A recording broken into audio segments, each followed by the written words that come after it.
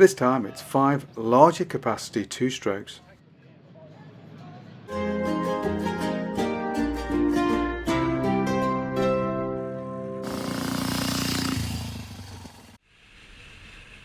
Before we start, don't forget to like and subscribe, it really does help us create future content.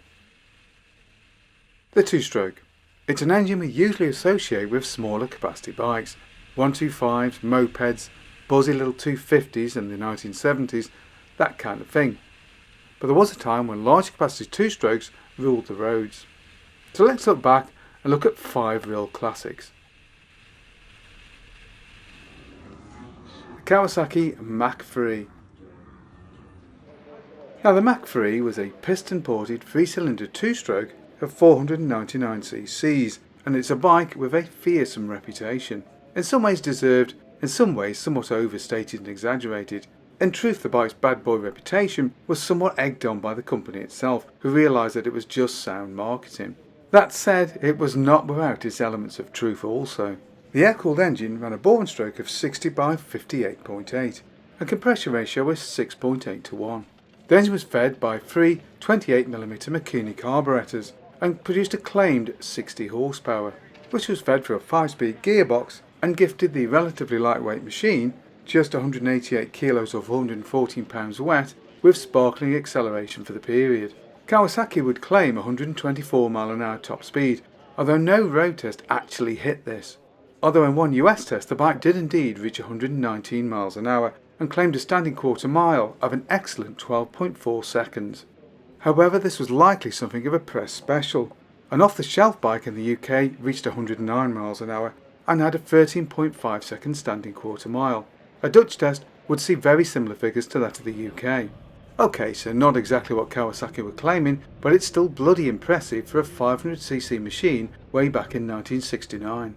While the engine somewhat overachieved, the chassis did quite the opposite. It really couldn't cope with the power of the engine. This is not helped by rather over-soft suspension designed for the US market, and on many machines the bars and sitting position was simply too high. This gifted the machine with something of a bad reputation as a widowmaker. Whether this is deserved really depends on how hard people try to push the thing. During the course of production, some improvements were made to the overall design, both to improve the engine power delivery to make it a little bit more user-friendly and to make that chassis work a little bit better. And from 1972 the bike would gain CDI ignition and a disc brake at the front. The Mach 3 lasted until 76, when it was superseded by the KH. This featured chassis improvements and a more conventional gear shift with a 1 down and 4 up pattern instead of the 5 up pattern previously used on the Mach 3. Another change was a mild detune, again to make the thing a little bit more user friendly, and this would make the KH model a little bit less desirable today. 71 would see the introduction of the 750cc Mach 4. This featured an enlarged 748cc engine. Peak power was now up to around 74 horsepower, although in truth it was more softly tuned than the smaller 500, making the whole thing a little bit more user friendly. The chassis also featured a number of improvements, but make no mistake, it's still a bit of a wild ride if you try to push on too hard. But the fuel crisis, and the fact that larger two-strokes are simply not as popular, meant that the 750 sales were slower and production would end as early as 1975. The Suzuki GT750.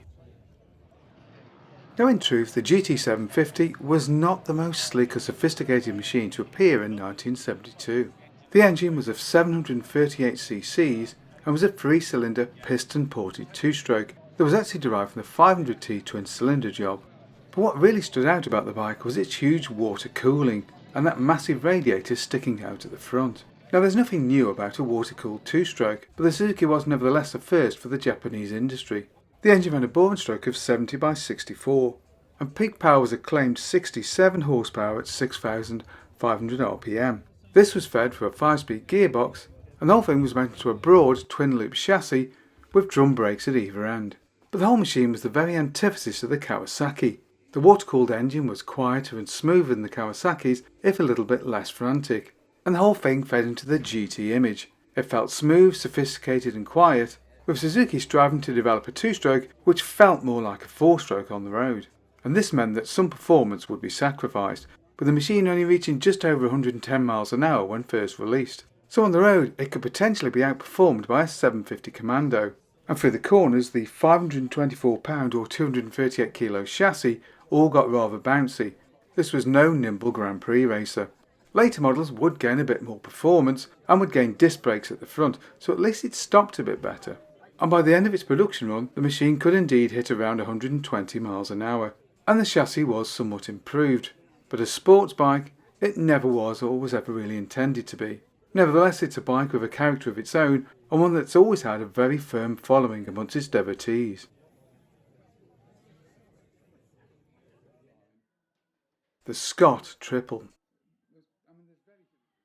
Now it may surprise some to find that the Japanese did not invent the three-cylinder two-stroke, not even close as it turns out, and there were even three-cylinder strokers that predate this mighty Scott. Now the Scott company was indeed the true motorcycling pioneers of the two-stroke engine, and is best known for its mighty parallel twin 500 and 600cc flying squirrel models. And Scott would set a number of firsts: the first kickstart, the first two-strokes to qualify at the TT, the first two-strokes to win at the TT, automatic lubrication systems, and even pioneers in the use of telescopic forks at the front end. They even experimented with disc valve induction on their racing machines. By the 1930s, however, Alfred Angus Scott was gone, and one William Cole had taken over design duties. By the early 30s, he had begun work on a three-cylinder inline engine based roughly on the parallel twin. The first prototype was a 750, but by the time the machine was unveiled at the 1934 Olympia Motorcycle Show, the engine had grown to 986 cc's for the Scott Model 3S. The bike had a number of up-to-date features, including a 4-speed gearbox and a throttle-controlled oil lubrication system, something not seen on a Japanese bike for decades. Just like Suzuki's GT750 some decades later, the machine was intended as a Grand Tourer.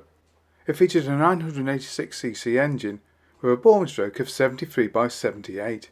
Compression ratio was 5.8 to 1, and peak power was 48 horsepower at a claimed 5,200 rpm. The bike weighed in at 489 pounds or 222 kilos.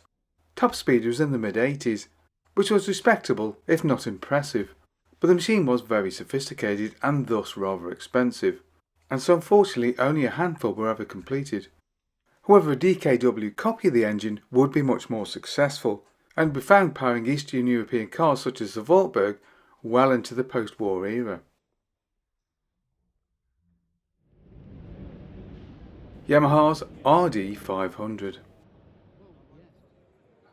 Now, unlike their competitors at Kawasaki and Suzuki, Yamaha did not go into the large capacity multi-cylinder two-stroke market, instead sticking to medium capacity parallel twins, including the range-topping RD400.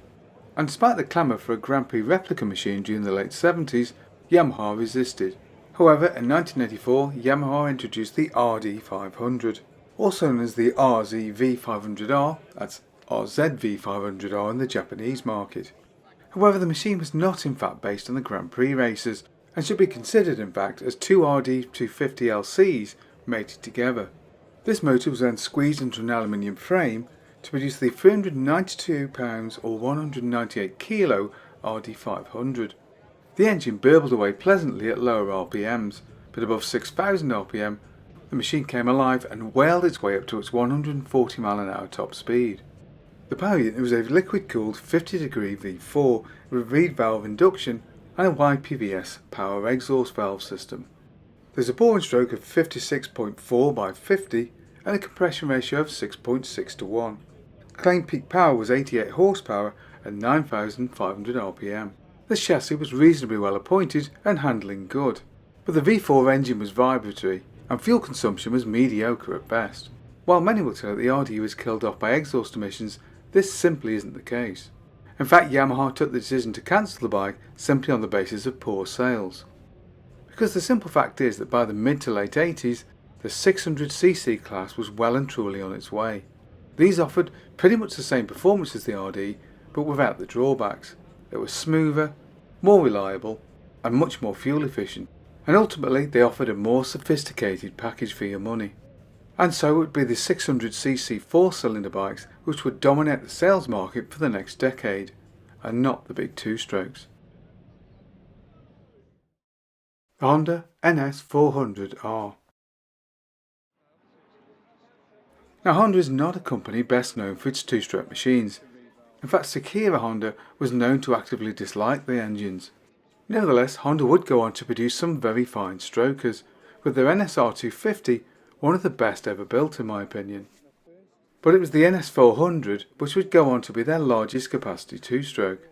Unlike the Yamaha and Suzuki's, it didn't use a V4 or U4 engine. Instead it was a V3 inspired by that used by Freddie Spencer. Unlike the Yamaha, it was not a direct development of the Grand Prix bike, but was instead an upscaled version of the MVX250F of a few years earlier.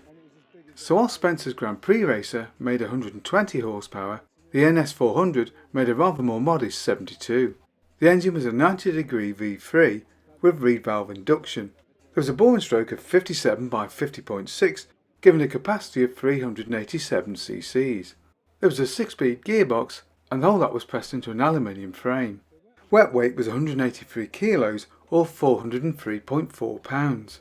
The chassis was good, but the V3 engine lapped some way behind the V4 of the Yamaha in terms of performance. So top speed was a relatively modest 125 miles an hour.